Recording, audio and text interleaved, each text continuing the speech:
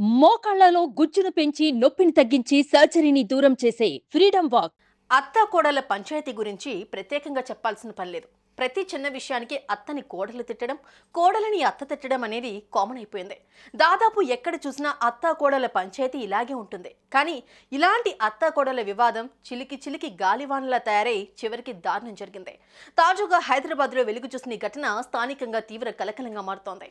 అసలు ఈ అత్త కోడల పంచాయతీకి కారణం ఏంటి? చివరికి ఈ వివాదంలో చోటు చేసుకున్న దారుణం ఏంటో ఇప్పుడు తెలుసుకుందాం.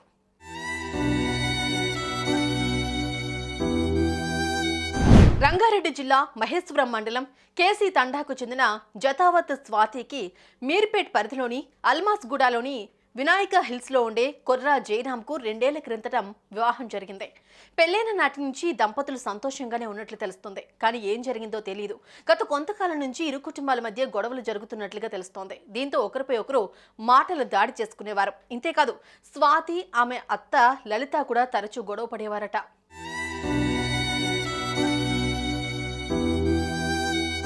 ఇదిలా ఉంటే స్వాతి తండ్రి జతావత్ ప్రభు తన కూతురుని చూసేందుకు మంగళవారం తన భార్యతో పాటు కలిసి అల్మాస్గూడ వెళ్లారు. అదే రోజు స్వాతి ఆమె అత్త లలిత ఇద్దరు గొడవ పడుతున్నారు. ఈ క్రమంలోనే ప్రభు ఇద్దరిని సముదాయించే ప్రయత్నం చేయబోగా లలిత ప్రభు మధ్య మాట పెరిగి కొట్టుకునేదాకా వెళ్ళింది. ఈ క్రమంలోనే క్షణికావేశంలో ఊగిపోయిన ప్రభు లలిత తలపై ఇనుప సుత్తితో దాడి చేశాడు. దీంతో ఆ మహిళ రక్తపు మడుగులో పడి అక్కడికక్కడే ప్రాణాలు కోల్పోయింది.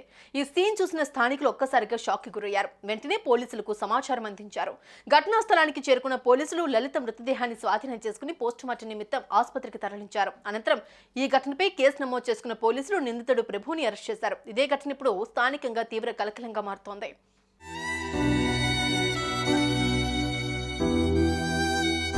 చూసారుగా క్షణికావేశం ఎంత పని చేసిందో. గోరుతో పోయేదాన్ని గొడ్డల దాకా తెచ్చుకుని ఇప్పుడు అన్యాయంగా మహిళ నిండు ప్రాణం తీశాడు. ప్రభు కొద్ది నిమిషాల పాటు సహనంతో ఉండాల్సింది. ఇప్పుడు ఏం లాభం? కూతురు అత్తని చంపి ఇప్పుడు జైల్లో ఓచులు లెక్కబెట్టాల్సిన పరిస్థితి. సుమన్ టీవీలో మీ పర్సనల్ అండ్ బిజినెస్ ప్రమోషన్స్ కోసం కింది నెంబర్కి కాంటాక్ట్ చేయండి.